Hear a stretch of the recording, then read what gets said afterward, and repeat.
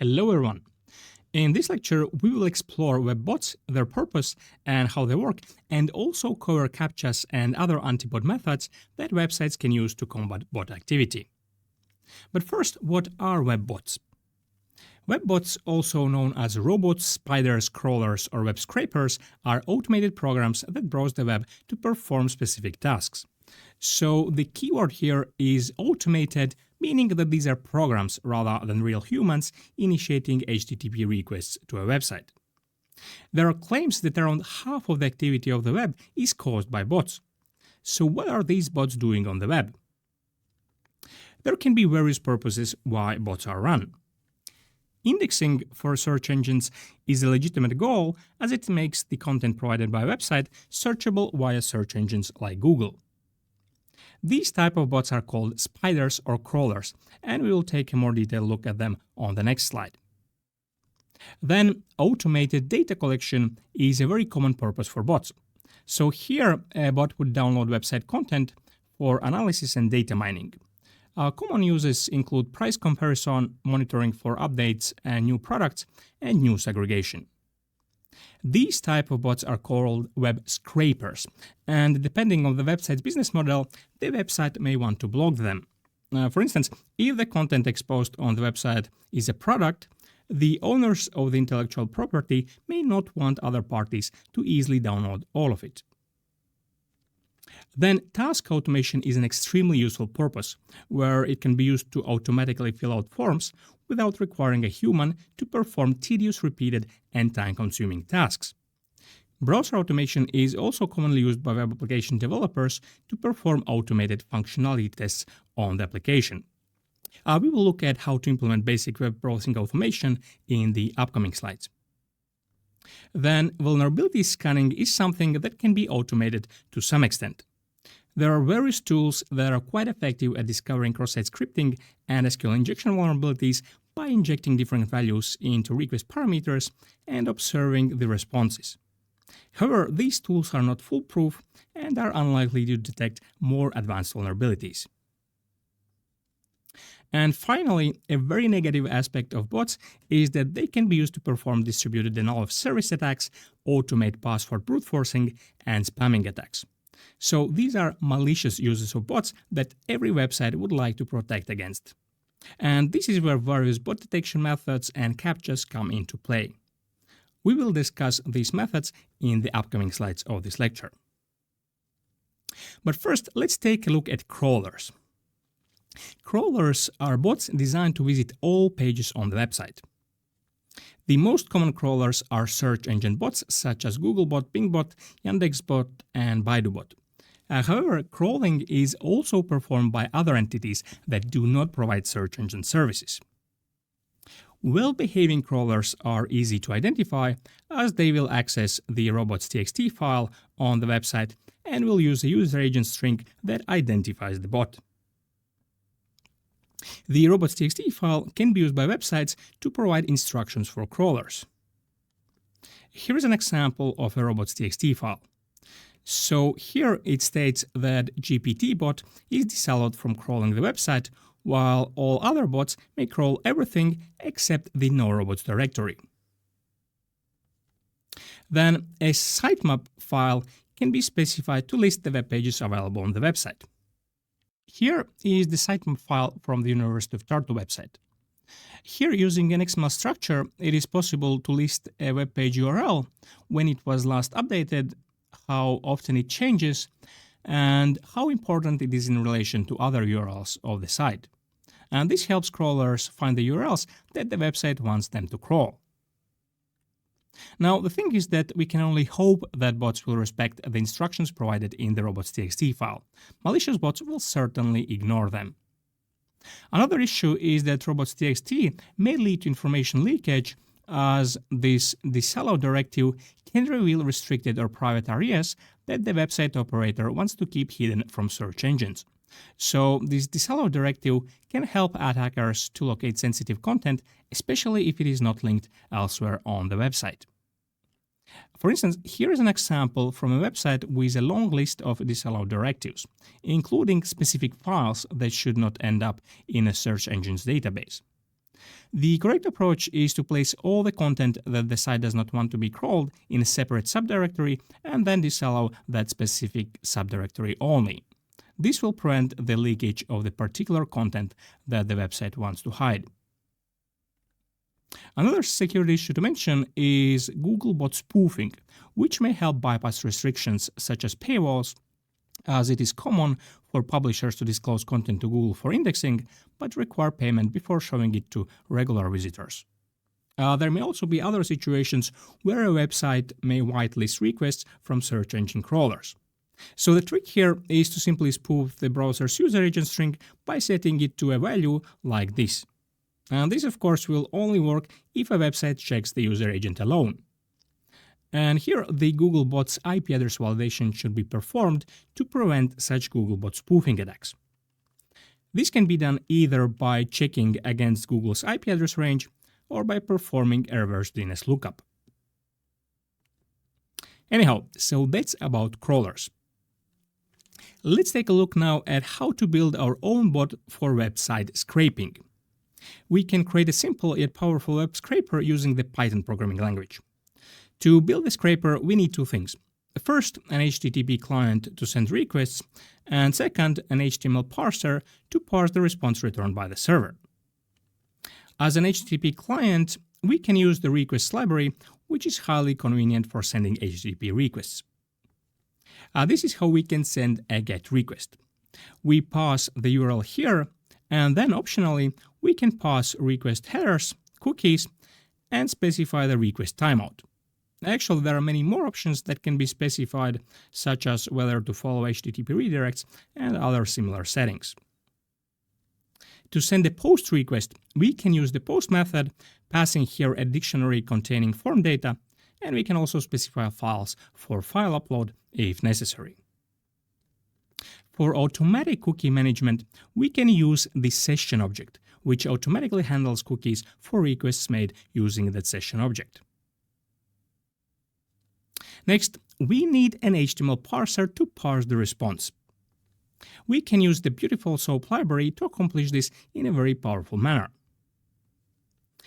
We run the BeautifulSoup HTML parser on a variable containing the HTML response, and this will return a parseTree object. Let's assume that our variable here contains this HTML code. So how can we access a specific HTML element and all its components? We can use the tag name to access the first occurrence of the tag in the parseTree, and we can use the text attribute to get the tag's textual content. The address attribute returns a dictionary containing the tag's attributes, and we can access the value of the specific attribute by its name. We can use the find method on the parseTree to locate the first element that matches the specified criteria. In this example, we are interested in any tag where the ID equals content, so this will return this div tag here. We can perform a much more advanced search for elements. We can even apply regular expressions to specific attributes. So this findAll method will return all div tags where the class attribute contains this value and the ID attribute matches this regular expression pattern. So here we are looking for strings that start with EL followed by one or more digits, which will return these two div elements. Note that this search we applied only to the previously found div element, so it will perform the search only within this div element here. Then we can iterate over each returned element and, for example, print the element's textual content. We can use the extract method to remove an element from the parseTree, and BeautifulSoup also provides other methods for modifying the parseTree. Finally, we can print the modified parseTree using the prettify method, and this will be the result in our case, the original HTML, but with these two elements removed. When parsing, it is a good idea to remove elements that have already been processed and then check if there is anything left in the parseTree. This helps detect situations where our parser has missed some data, such as when the website's layout changes or when data is returned in a slightly different structure than our parser expects. To summarize, this is a very efficient way of scraping websites. The problem is that it will fail to scrape websites that use JavaScript and other browser features to render the content we are interested in. In such cases, using just an HTTP client is not enough, and we will have to involve a full-blown browser in the scraping process. And this is where we come to browser automation, which essentially means controlling a real browser instance programmatically. Today, all major browsers provide a remote control interface that can be used to control the browser down to the smallest detail. The Selenium WebDriver is the most popular software for browser automation, and it provides bindings for various programming languages. Here we will use Python and the Chrome browser to demonstrate the capabilities of browser automation. So first, we need to import some modules from the Selenium library. Next, we can pass some options to the browser instance. In this example, we are specifying the user data parameter to store session data. Without this, session data will not be saved, and a fresh browser instance will be created each time. Another option is detach equals true, which ensures that the browser instance keeps running after our Python script completes. Next, we launch a browser instance with a specific window size and navigate the browser to example.com. Here we should wait for the page to load, and then we can start processing the rendered content. We can use the findElement method to locate the first element that matches the specified criteria. Here we can search by the element's ID, name, tag name, class attribute, or CSS selector. Anchor elements can be searched by linked text or partial linked text, which matches elements that start with the specified string. A very powerful lookup method is XPath selection. In this example, we are looking for a form tag with an ID attribute equals to login, and then we select the first input element inside the form. For all these methods, we can also use the plural form findElements to obtain not only the first element, but all elements that match the specified criteria. Here we loop over all the elements found and use the text attribute to print out the textual content of each element. Now, what else can we do once we have an element? We can use getAttribute to retrieve the value of a specific attribute. The inner HTML attribute is a special attribute that returns the HTML content of the element. IsDisplayed returns true if the element is displayed, and isEnabled returns true, for example, if a button element can be clicked. Then, most importantly, we can click elements, as this is the primary method for navigating within a web page. Then we can use sendKeys to fill out form elements. We can also specify a specific key press that the element will receive. For file upload fields, we can specify the path to a local file that we want to upload. Then we can clear input elements and submit forms using the submit method on form elements. So these are the most important actions that we can perform on HTML elements. Then there are a couple of actions that we can perform on the browser object. The title will return the title of the web page window, current URL will return the current URL shown in the address bar, and page source will return the HTML content of the page, which can then be parsed using, for example, the BeautifulSoup library if necessary. We can take a screenshot of the web page, and actually we can also capture screenshots of specific elements. GetCookies will return cookies, and we can use deleteCookie to delete a specific cookie. Then we can execute JavaScript code and obtain values returned by it. So this is similar to executing code in the DevTools JavaScript console. Then we can automate window management. We can list handles of all open browser windows or tabs, switch between them, and close them. We can also get the content of alert prompts and close them by using the except method. And finally, we can switch to a specific iframe and back to the top frame if necessary. So that's a quick cheat sheet of using Selenium in browser automation. The drawback of using browser automation to create a web scraper is that running a full-blown browser requires significant computing resources. It is possible to run this automation in headless mode without opening the browser window, but this will just slightly reduce the used resources. Let's take a look at web proxies, which is a common method by which bots avoid detection and circumvent IP address blocking. The basic idea here is to route HTTP requests through a proxy server so that for a website, it would appear that the requests come from the IP address of the proxy server rather than the client who made the requests. So this allows a bot to hide its IP address and spoof its geographic location. All modern browsers and HTTP clients provide some form of proxy configuration option. Here is how it looks in the Firefox browser. As you can see, there are options to set an HTTP proxy, HTTPS proxy, and SOCKS proxy with two possible versions. Let's take a look at what these proxies are and how they work. Let's begin with the HTTP proxy. When using an HTTP proxy, the client connects to the proxy server and issues a GET request specifying the address of the website. The proxy server then connects to the website, forwards the HTTP request, obtains the response, and returns it back to the client. This is how the data exchanged between the client and the proxy server looks in Wireshark using the Follow TCP stream feature.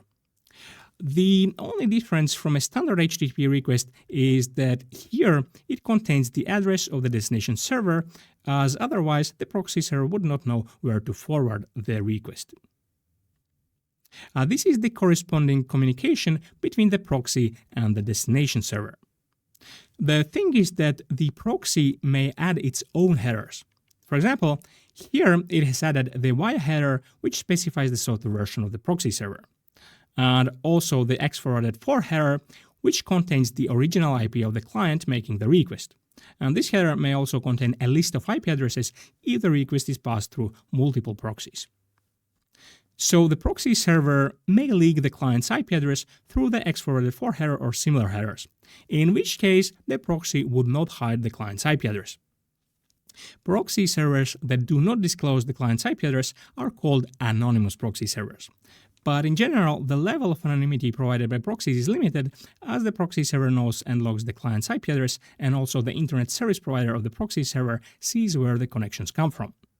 The proxy server must also be trusted, as the proxy is able to inspect and modify potentially sensitive data that is transmitted through it. This of course applies only to plaintext HTTP traffic, which today should be quite limited. To proxy end-to-end encrypted TLS connections between the client and the destination server, the so-called HTTPS proxy is required. Here, the client issues a connect request specifying the host and port of the destination server. The proxy server's role here is very limited, as it only establishes a TCP connection to the destination server and simply relays encrypted TLS traffic between the client and the server. This is how it looks in Wireshark. The client specifies where to connect, the proxy returns connection established, and then TLS protocol messages are exchanged back and forth. So here, the proxy server cannot inspect or modify the HTTP request sent by the client, as that data is encrypted. So these headers specified here are for purely informative purposes for the proxy server. They are not forwarded to the destination server. Therefore, the proxy cannot, at least directly, disclose the client's IP address to the server. In fact, this connect method can be used to route any TCP connection through the proxy, not just TLS encrypted HTTP requests. A similar approach for proxying TCP connections is also used by the SOCKS proxy protocol.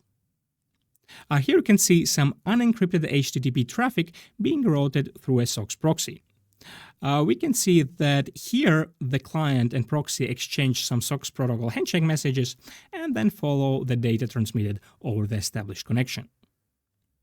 In the exchanged protocol handshake messages, the client requests to establish a TCP connection to a specific IP address and port, and the proxy server responds that access has been granted. Now, one peculiarity which we can see here is that the SOCKS proxy expects an IP address here.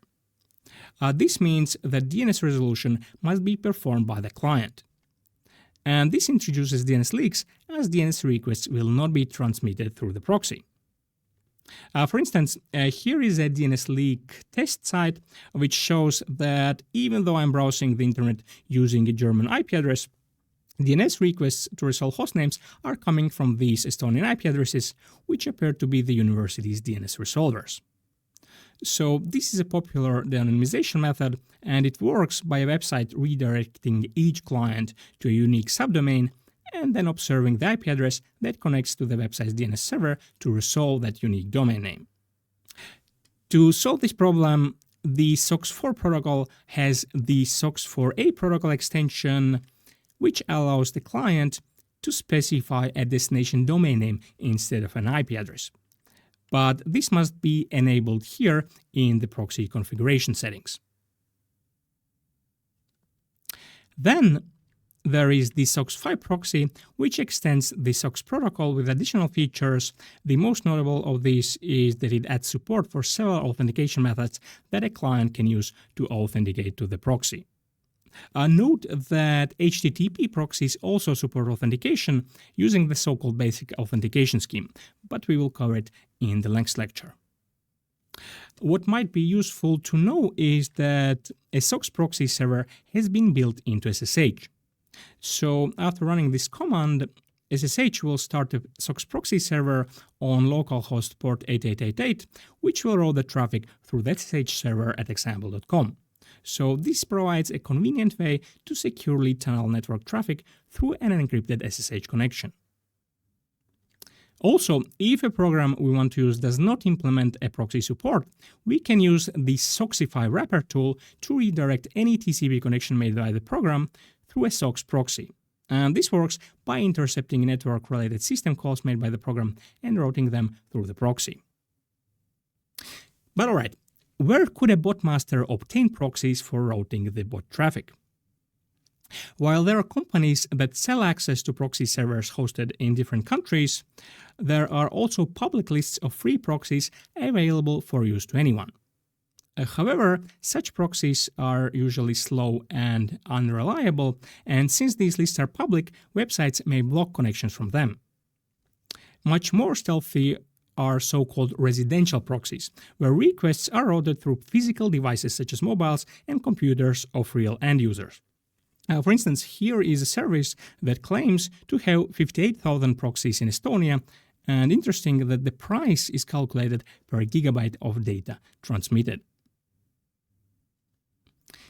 Anyhow, so that's about using forward proxies to access remote servers. Now, the reverse proxy is a related concept we should have a look at. Here, the idea is for a website's IP address to point to a web server that acts as a reverse proxy, handling requests on behalf of backend servers.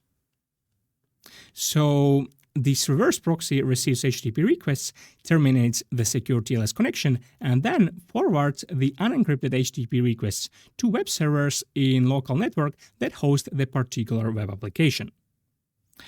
First of all, such a configuration enables load balancing by distributing requests across several physical servers, and also provides flexibility as the forwarding rules on the proxy can be quickly updated to change to which destination server the request should be forwarded. Now, for the web applications running here, the IP address of the reverse proxy server will appear as the client's IP address. To inform these backend servers of the actual IP address of the client, the reverse proxy will add the same X-forwarded for header to the forwarded HTTP requests. And since the use of a reverse proxy configuration today is very common, web applications and frameworks often use this type of code to determine the client's IP address. It first tries to extract the IP address from the X-forwarded for header, but if it is not available, falls back to the IP address from which the request was received. Now, if a web application is not behind a reverse proxy that sets this header, then an attacker can exploit this by adding its own arbitrary X-forwarded for header, thereby spoofing the IP address. So this is known as the X-forwarded for spoofing vulnerability, which an attacker can exploit to spoof the IP address and bypass IP address blocks and IP-based rate limits enforced by the application. Anyhow, so that's about proxies. Now let's move on to discuss bot detection methods. Here we have several methods that can be applied. IP address reputation can be used to determine the likelihood that a request comes from a bot. IP addresses of known proxies, VPN providers, and those belonging to data centers would receive a higher threat score, as legitimate user traffic is not typically expected to come from, for example, IPs allocated to data centers. Then there is Project Honeypot, which maintains a database of IP addresses that have shown malicious behavior online. The database includes the IP addresses of web crawlers and spammers, including email spammers. And this database is useful for combating bots that target random websites, but will not help much against bots designed to target a specific website. Then, HTTP request header validation can be used as a basic technique for bot detection.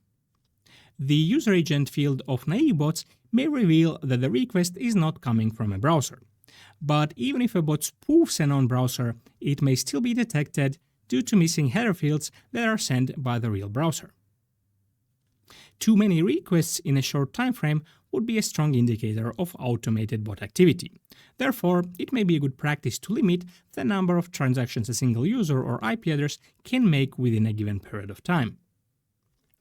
Expected navigation flow bypass would also indicate bot behavior. For instance, if we see that a username and password are submitted without first requesting the login page, that would strongly indicate bot activity. Then we can implement honeypots in the form of hidden HTML elements, such as links that are not visible to users but would be detected and clicked by bots. To catch comment spamming bots, we can add to HTML forms dummy text input elements that are made invisible using CSS or JavaScript. Legitimate users won't fill out this field, but bots typically fill out every field and will therefore be detected. For these types of honeypots, it is important to make them dynamic and update them regularly to prevent bypasses by attackers who have discovered them. Then there are a few more bot detection techniques and anti-bot measures that we will discuss in more detail in the upcoming slides. But before that, let's discuss how to respond to bots once they are detected. The simplest response would be to block or rate limit the corresponding IP address or present a CAPTCHA challenge. However, the problem with this is that the bot master can immediately detect that the bot has been identified and can rotate the IP address or modify the bot to bypass the detection measures. A better approach, if possible, is not to disclose to the bot that it has been detected, but instead to start feeding inaccurate data to the bot. For instance, in the case of data scrapers, outdated cache data can be returned, or if the bot is scraping email addresses or phone numbers, to start feeding incorrect or mixed up addresses and phone numbers, ensuring that the inaccuracy cannot be immediately detected. This type of response can be very frustrating for bot masters, especially if the response is delayed and they cannot figure out exactly what triggered the bot's detection. But alright, let's now take a deeper look at these 4 bot detection techniques. TLS client fingerprinting is a powerful bot detection method, as it allows a server to identify the client software making a secure TLS connection before the client even sent an HTTP request over that connection. In particular, the TLS client hello handshake message sent by the client contains various configuration options that can uniquely identify the software or TLS library used to establish the connection. So there are mainly file fields that contain parameters useful for fingerprinting. The first is the TLS version, which can contain 2 possible values. Then, the list of cipher suits that the client supports will vary, and the order here will also vary as the client orders them according to its preference.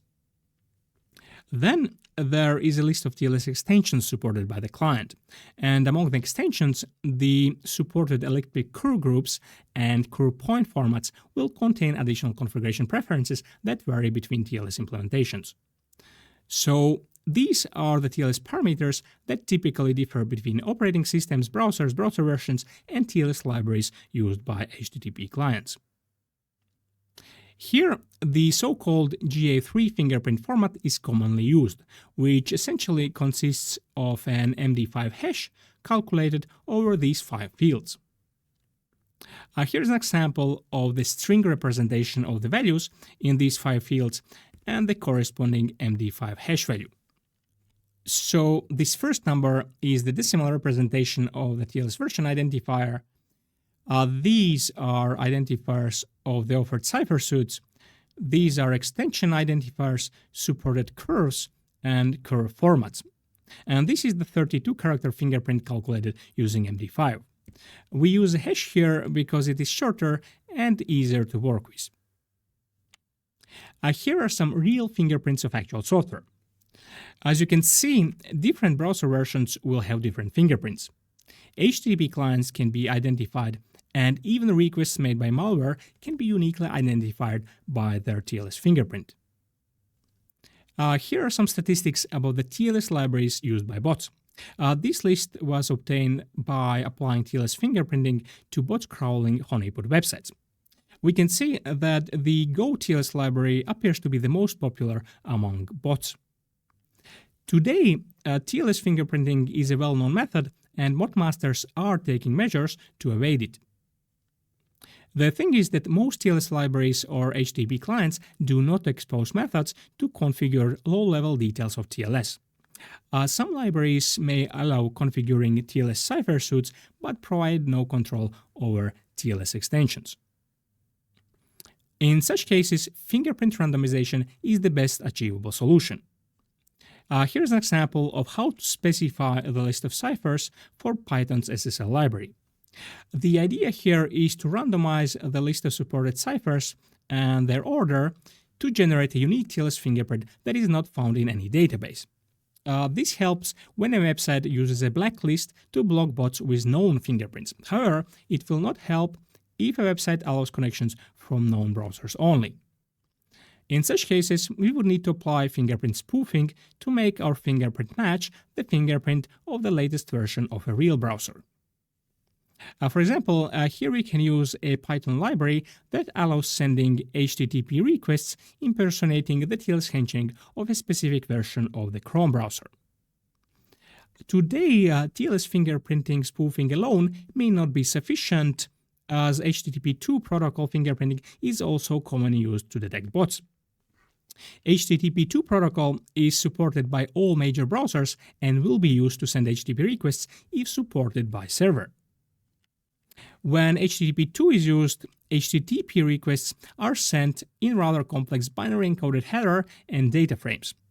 The protocol has its own handshake frames that specify preferences, and since each client implementation uses different preferences, they can be used to identify the implementation. There are libraries that can mimic a specific HTTP2 implementation as well, but a more foolproof method would be to use browser automation, since websites that apply these fingerprinting methods are likely to also apply JavaScript challenges.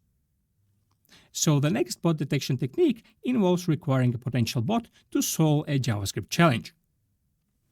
You may have encountered this type of message when trying to access a website. So this indicates that a JavaScript challenge is running in the background on the browser. The primary purpose of such a challenge is to check JavaScript support, as simple HTTP clients are not able to execute JavaScript. The challenge may include a proof of work to test whether the client can perform parallelized computations at a decent speed. This would prove that the client code is not running on a resource-constrained embedded device, such as compromised internet router, for example. Similarly, a proof of space can be used to check whether the device has a decent amount of RAM. In this case, the test would involve loading and processing some data in memory. Then the challenge would involve extensive browser fingerprinting. The goal here is not so much to uniquely identify the browser, but to check whether the browser reports properties of a real browser. Here, any inconsistencies between the browser version reported in the user agent and the observed browser features will be detected, indicating a potential bot. Canvas drawing can be used to test whether the device is capable of drawing graphics and has a graphics card. Then, fingerprinting can also help to detect browser automation. For instance, the Navigator WebDriver property will return true if the browser instance is controlled via the Selenium WebDriver. Of course, there are methods to patch the browser and bypass this check, but such an option is not available by default in browsers. But yes, bots that use browser automation with little effort will be able to bypass JavaScript challenges. However, running clones of such automated browser instance may still be detected, as they are likely to carry the same browser fingerprint. And finally, for a JavaScript challenge to be effective, it must be obfuscated to slow down reverse engineering of it, and must be frequently updated to require constant reverse engineering effort from attackers. And this is the reason why such bot detection and prevention measures are often outsourced to companies that specialize in this. Then we have CAPTCHA, which stands for Completely Automated Public Turing Test to tell computers and humans apart. And traditionally, this involves a website displaying some distorted text in an image and asking the visitor to type it in. Supposedly, this task is something that is relatively easy to do for humans, while very difficult for machines to solve algorithmically, which nowadays is becoming less and less true. So what are the options for bypassing a CAPTCHA? First of all, there may be implementation bugs. For instance, a website might leak the correct solution to the client side. Another implementation bug occurs when a website accepts the identifier of the CAPTCHA as a parameter when submitting the solution. If this is the case, an attacker can manually solve a single CAPTCHA and then reuse the same solution and CAPTCHA ID again and again whenever a CAPTCHA is triggered. Optical character recognition can be applied to very basic textual CAPTCHAs, where it is easy to segment the CAPTCHA into separate characters and use OCR technology to recognize each character. Then AI-based solvers are able to solve even quite advanced CAPTCHAs. A recent study revealed sensational findings claiming that bots outperform humans in both speed and accuracy when solving CAPTCHAs. In practice, however, this conclusion applies only to specialized CAPTCHA solvers which have been trained specifically to solve that particular type of CAPTCHA. So there doesn't yet seem to be a universal AI-based CAPTCHA solver. Among AI-based solvers, ChatGPT appears to have the capability to solve basic CAPTCHAs. Here's an example of a website that requires solving a CAPTCHA to complete the registration form. As you can see, this is not the most advanced textual CAPTCHA, but is not the simplest either. If we upload the image to ChatGPT and ask, "Can you tell me what code is encoded in the image?" it will respond with the correct text contained in the CAPTCHA. To obtain the answer, it is important to not disclose to ChatGPT that this is a CAPTCHA, as otherwise it will refuse to solve it.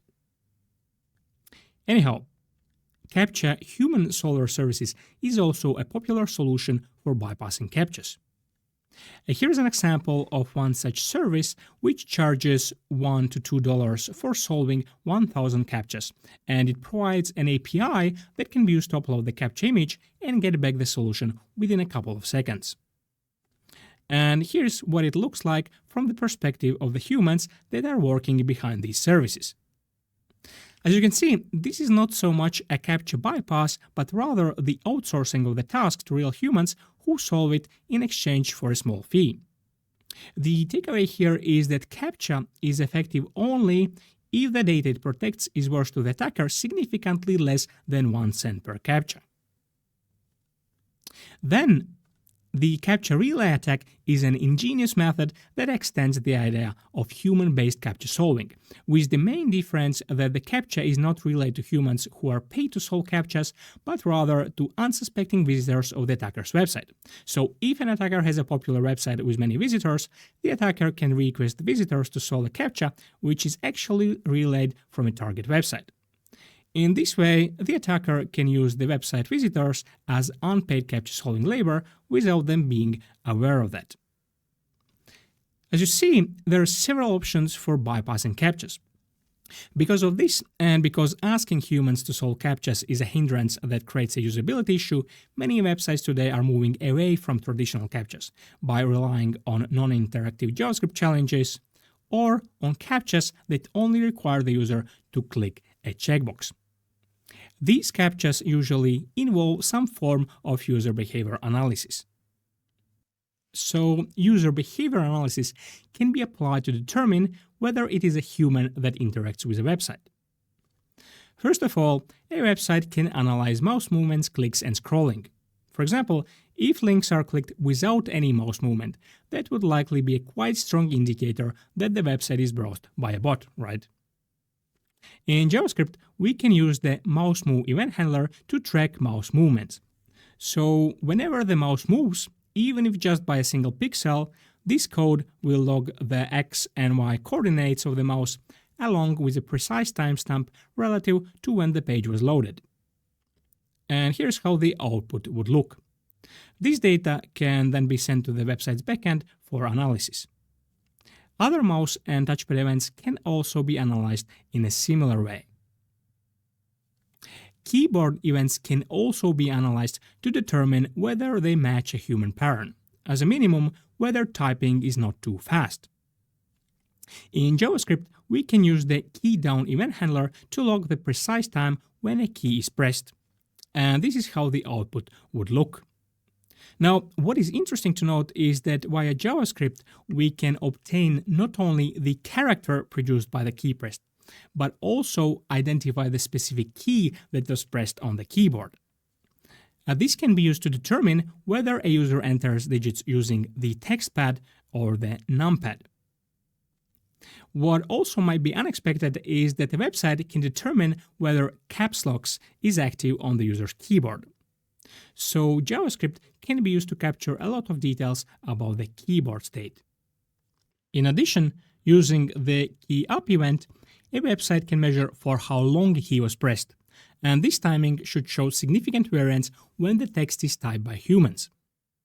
So for keyboard events, we can analyze not only how quickly the text is entered, but also how long each key is pressed and the time between key presses.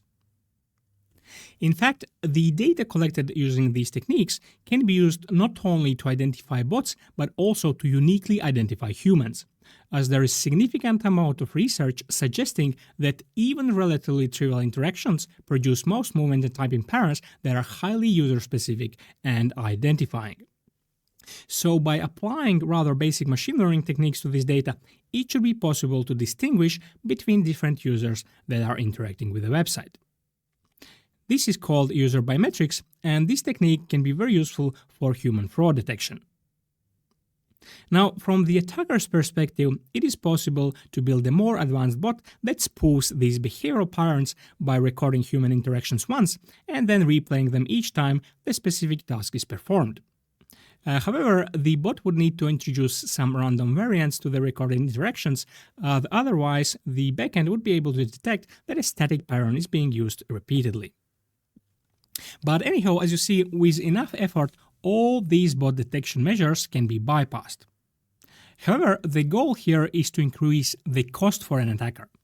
If the website and its security measures are continuously updated, it can become very costly for the attacker to keep up with bypassing the bot detection.